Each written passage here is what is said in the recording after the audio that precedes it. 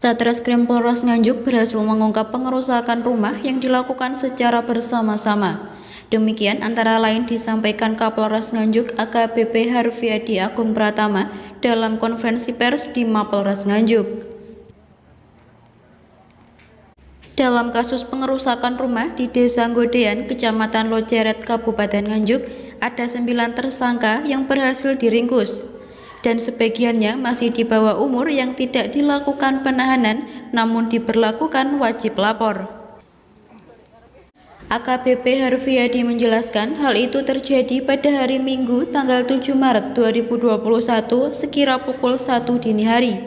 Saat pelapor sedang berada di rumah, tiba-tiba mendengar suara ramai-ramai di depan rumah dan ternyata ada rombongan pemuda yang berjalan kaki melakukan pengerusakan bersama-sama dengan melempar batu bata ke rumah pelapor hingga mengenai kaca rumah bagian depan yang terekam kamera CCTV. Pengungkapan kasus pengerusakan atau pasal 170 KUHP yang terjadi pada hari Minggu tanggal 7 Maret 2021, yaitu pada pukul 01.00 dini hari. Tempat kejadian perkara ada 2 rumah yang dirusak di Desa Godean, Kecamatan Loceret.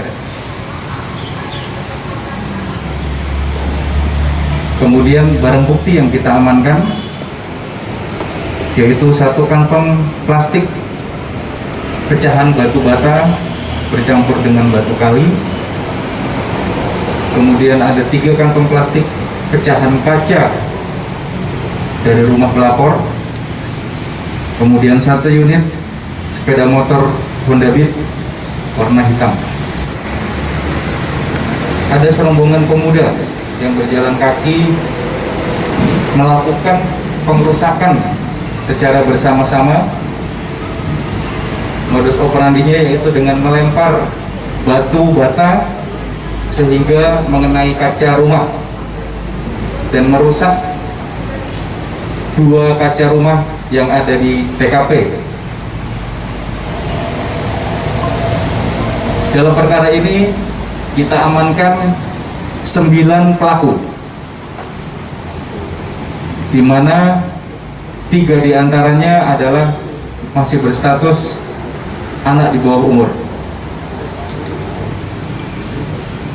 Ini terhadap anak di bawah umur kita berlakukan diversi,